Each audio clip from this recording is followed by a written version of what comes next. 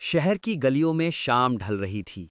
आसमान पर काले बादल घिराए थे और हवा में ठंडक घुलने लगी थी। लोग अपने अपने काम से घरों की ओर लौट रहे थे। सड़क के किनारे खड़े पेड़ों की पत्तियां हवा में सरसराहट कर रही थीं। कुछ ही देर में आसमान गरजा और पहली बूंदें गिरनी शुरू हो गई।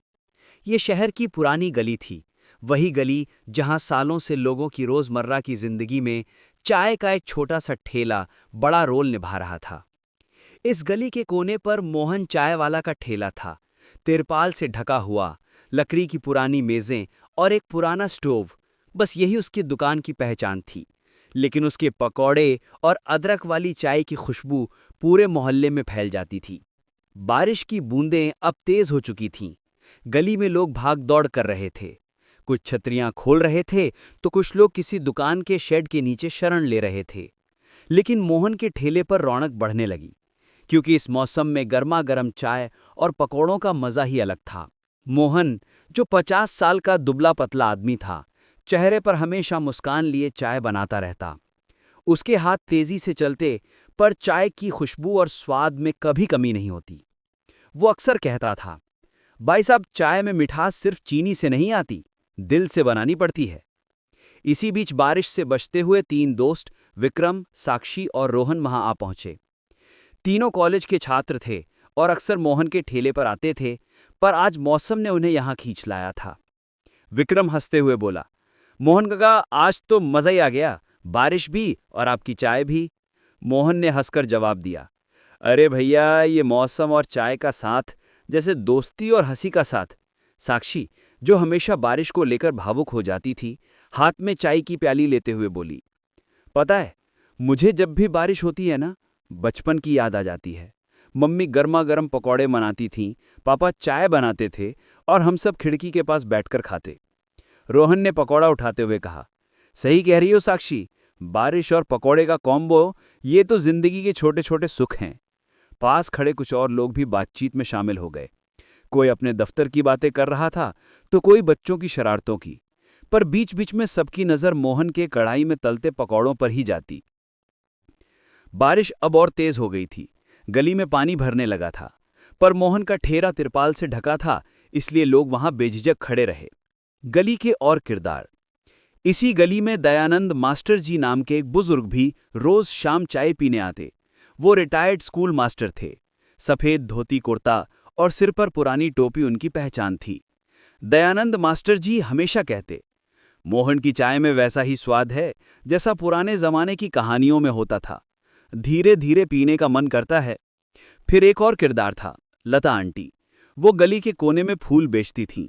बारिश में भी उनका ठेला तिरपाल से ढका रहता और गीली मिट्टी की खुशबू में उनके फूलों की महक मिलकर गली को और भी सुगंधित बना देती। लता आंटी अक्सर मोहन से कहती, अरे भाई, जरा मेरे लिए भी चाय बना दो, बारिश में फूल बेचना आसान नहीं है। मोहन हंसकर जवाब देता, अरे गता बहन, चाय तो हमारी जान है, आप तो बस मुस्कुराइए, चाय हाजिर है। विक्रम ने अचानक रोहन पर पानी छींट दिया। अरे यार, ये क्या कर रहा है? रोहन चिल्लाया।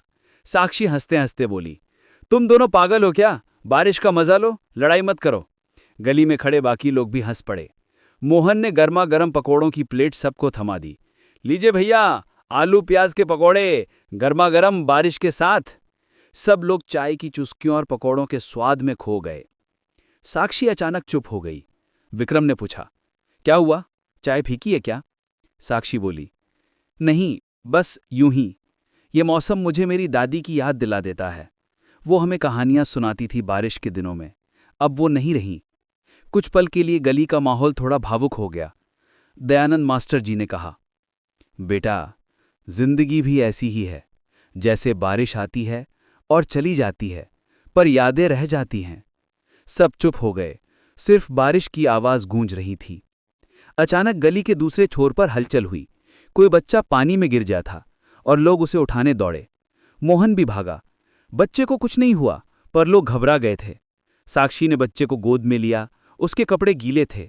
मोहन ने अपनी पुरानी शॉल निकालकर बच्चे को ओढ़ा दी। बेटा डर मत, बारिश में खेलना अच्छा है, पर संभल कर, मोहन ने कहा। बच्चा मुस्कुराया और सबकी जान में जान आई। बारिश थमने का नाम ही नहीं ले रही थी, पर गली में लोग अब आराम से थे। चाय की महक, पकौड़ों का स्वाद और लोगों की बातें सब मिलकर एक अनोखा माहौल बना रही थी। विक्रम बोला, यार इस गली का नाम होना चाहिए चाय पकौड़ा गली। सब लोग हंस पड़े।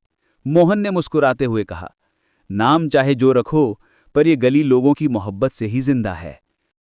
बारिश अब धीरे धीरे थम रही थी, पर गली में चाय और पकौड़ों का सिलसिला जारी था। पानी से भीगी सड़कें, बिजली के खंभों पर टिमटिमाती पीली रोशनी और मिट्टी की सोंधी खुशबू, सब मिलकर उस गली को किसी जादुई जगह जैसा बना रहे थे। मोहन अब भी स्टोव पर चाय उबाल रहा था। गली में खड़े लोग एक दूसरे से बातें कर रहे थे, मगर इस बार हवा में एक अलग सी शांति थी, जैसे बारिश ने सबके दिलों को भिगाकर उन्हें कुछ सोचने पर मजबूर कर दिया हो। दयानंद मास्टर जी ने पूछा, मोहन, तुम्हारे अंदर इतनी खुशी कहाँ से आती है? कभी अपने सपनों के बारे में सोचते हो? मोहन मुस्कुराया, पर उसकी आंखों में हल्की सी चमक थी। बचपन में मैं क्रिकेटर बनना चाहता था, लेकिन परिवार की जिम्मेदारियों ने मुझे रोक दिया। फैक्ट्री में काम किया, पर बंद हो गई। तब सोचा क्यों ना चाय का ठेला लगाऊं, और देखो, जिंदगी ने मुझे यहां ले आया। साक्षी ने धीरे से पूछा, आपको कभी अफसोस नहीं हुआ? मोहन ने कहा, अफसोस तो है, लेकिन जब मैं देखता हूं कि लोग मेरी चाय पीकर खुश हैं, तो लगता है मैंने कुछ सही किया।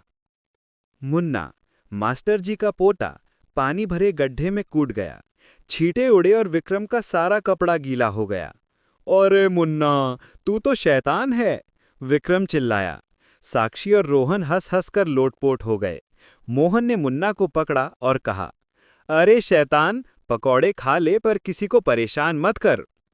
मोहन ने ऐलान किया, रविवार को मैं यहाँ मुफ्त चाय पकौड़े बांटूंगा, ये मेरे पिताजी की याद में है। सभी मुस्कुराए। रात की ठंडी हवा में गली का माहौल और भी सुकून भरा था। बिजली की पीली रोशनी, धुली हुई सड़कें और चाय की महक सब मिलकर एक यादगार पल बना रहे थे। साक्षी ने पीछे मुड़कर मोहन को देखा।